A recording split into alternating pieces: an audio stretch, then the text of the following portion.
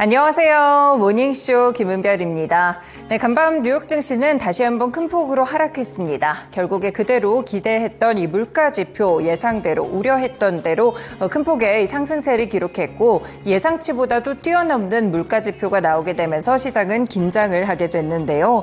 특히나 연준 인사들이 꾸준하게 물가 데이터를 강조했던 만큼 금리 인하 시점이 뒤로 밀린다는 점이 기정사실화되고 있습니다.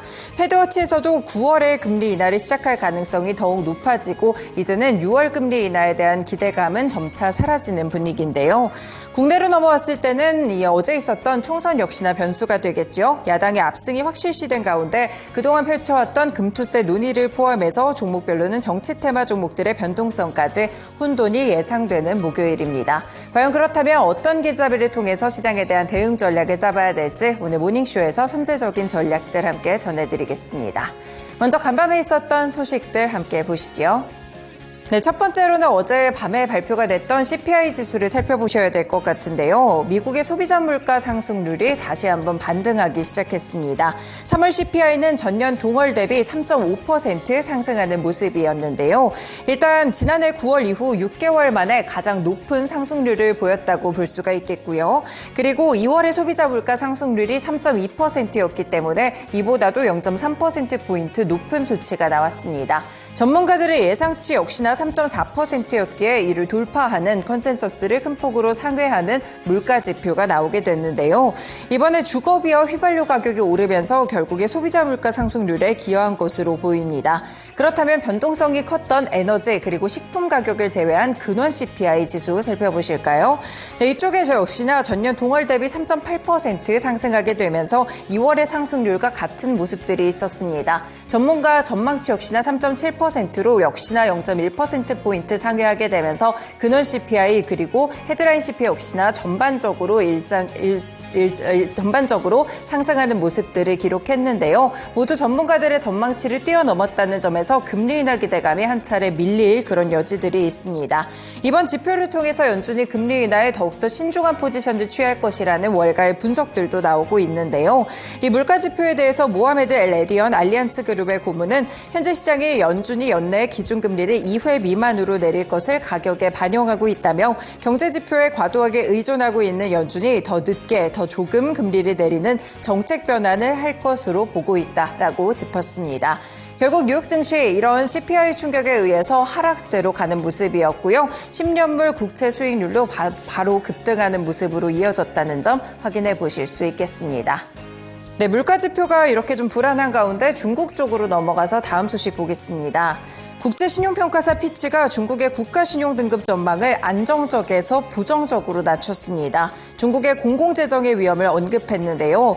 이 피치는 중국이 부동산 의존 성장에서 벗어나려고 노력하는 과정 속에서 경제 전망에 대한 불확실성이 커지고 있다고 진단했습니다. 지난해 GDP 5.8% 수준이었던 중국 정부의 재정 적자가 올해 GDP의 7.1%까지 큰 폭으로 늘어날 것이라고 함께 봤는데요.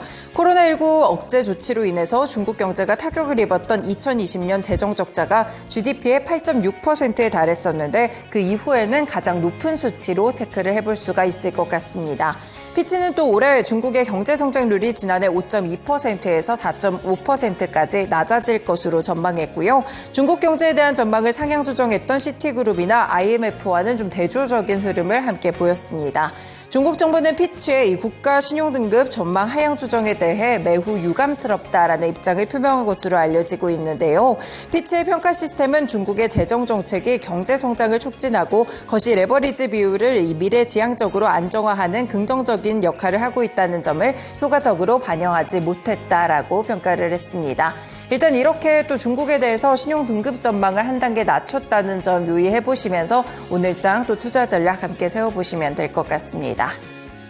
네, 그리고 이 총선이 있어서 휴정하는 동안 뉴욕 증시에서는 참 많은 개별 소식들이 있었는데요. 한 가지씩 짧게 보겠습니다.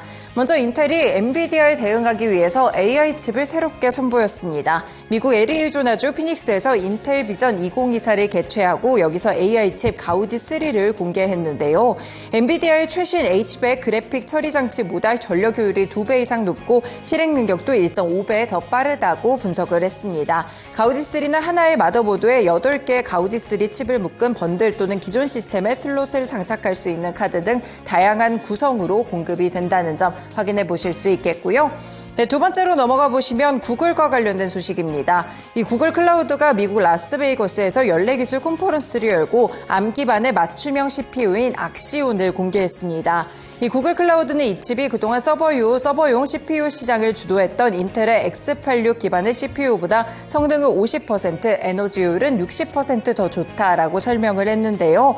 악시온은 올해 하반기에 출시될 예정으로 벌써 스냅 같은 여러 가지 기업들이 많은 관심을 보이고 있는 것으로 알려지고 있습니다. 네, 그리고 마지막으로 오픈 AI와 메타의 경영진이 챗 GPT와 같은 LLM의 차기 버전을 출시를 준비하고 있다라는 파이낸셜 타임스의 보도가 있었는데요. 현재 오픈 AI가 GPT-5로 불리는 다음 모델이 곧 출시할 것이라고 밝혔습니다. 네, 이번의 특징은 차세대 GPT가 이 추론과 같이 어려운 문제를 해결하는데 진전을 보일 것이다라는 점에서 함께 포인트가 있다는 점까지 함께 확인해 볼 수 있겠습니다. 이렇게 AI 전쟁들이 좀 가속화되고 있는 가운데 빅테크 기업들의 흐름까지 함께 체크해드렸습니다. 간밤에 있었던 소식들 3가지 함께 봤고요. 다음으로는 시장 마감 상황 들어보겠습니다.